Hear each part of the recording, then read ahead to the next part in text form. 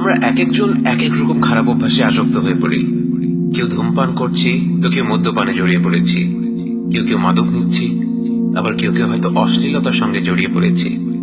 আমরা যেন কেউই মনে না করি যে আমরা এতটা খারাপ হয়ে গেছি যে আমাদের কোনোই আশা নেই। নামাজ তো ভালো মানুষদের জন্য, আমরা পাপী বান্দা, আমাদের নামাজকে আল্লাহ কবুল করবেন? আমাদের শয়তানের একটি অপকৌশল মনে রাখতে হবে। সে আমাদের কাছে এসে বলবে, ছি, তুমি এইমাত্র ধূমপান করেছো, গাঁজা খেয়েছো, মদ্যপান করেছো, নেশা করেছো, তোমার মোবাইল ঘাটলে এখনো আপত্তিকর দৃশ্য বেরিয়ে আসবে, তোমার কি লজ্জা করে না যে তুমি এখন ওযু করে নামাজ পড়বে? এর সাথে তুলনা করে দেখুন রাসূল সাল্লাল্লাহু আলাইহি ওয়াসাল্লাম কি বলছেন, আতবা' আস-সাইয়্যাত আল-হাসানাহ তামহুহা।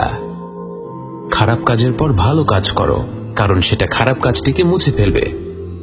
আমরা দুর্বল হয়ে শয়তানের ফাঁদে পা ফেলে দিয়েছি, আমাদের মনটা ভারী হয়ে এসেছে। তখনই আমাদের ঘুরে দাঁড়ানোর উত্তম সময়। তখনই আমাদের বলা উচিত, শয়তান আমাকে একবার হারিয়ে দিয়েছে তো কি হয়েছে, আমি শয়তানকে 3 বার হারিয়ে দেব। প্রথমে আমি গিয়ে অজু করব, কারণ অজু করলে পাপ ঝরে পড়ে। অজুতে মুখ ধোয়ার সময় সেই চোখ এবং মুখ যা কিছু খারাপ দৃশ্য দেখেছিল সেই পাপগুলো মুছে যাবে।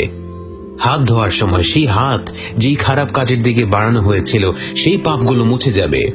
অজু করার সময় অন্তরে বিশ্বাস রাখতে হবে, মনে মনে কল্পনা করতে হবে আমরা শারীরিকভাবে আমাদের যেই যেই অঙ্গ ধুচ্ছি সেই সেই অঙ্গ থেকে পাপগুলো ঝরে পড়ে যাচ্ছে, আমরা পবিত্র হয়ে যাচ্ছি। দ্বিতীয়বার আমরা শয়তানকে হারাবো নামাজে দাঁড়িয়ে, কারণ রাসূল সাল্লাল্লাহু আলাইহি ওয়াসাল্লাম বলেন, যেই ব্যক্তি সুন্দরভাবে অজু করে মন দিয়ে 2 রাকাত নামাজ পড়বে এবং আল্লাহর কাছে ক্ষমা চাইবে, আল্লাহ তাকে ক্ষমা করে দিবেন।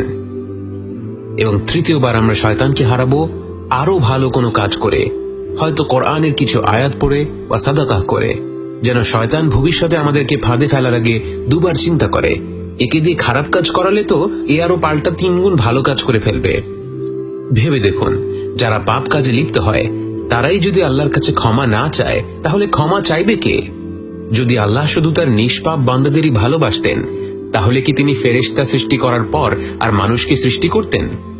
ভেবে দেখুন, আমরা যখন আল্লাহর সামনে তাকে অমান্য করছি, তারপর যখন আমাদের খারাপ লাগছে, সেই খারাপ লাগার অনুভূতিটা কোত্থেকে আসলো?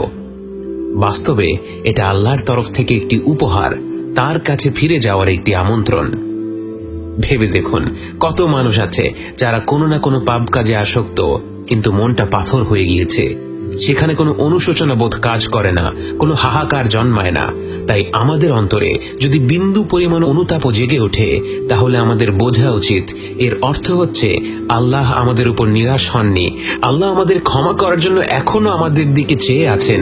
তিনি শুধুমাত্র একটি সুযোগ খুঁজছেন, একটি কারণ খুঁজছেন আমাদের ক্ষমা করে দেওয়ার। আমরা শুধু একটি ধাপ এগিয়ে গেলেই যেন রহমত আর মাগফিরাতের ঝর্ণা আমাদের ভাসিয়ে দেবে।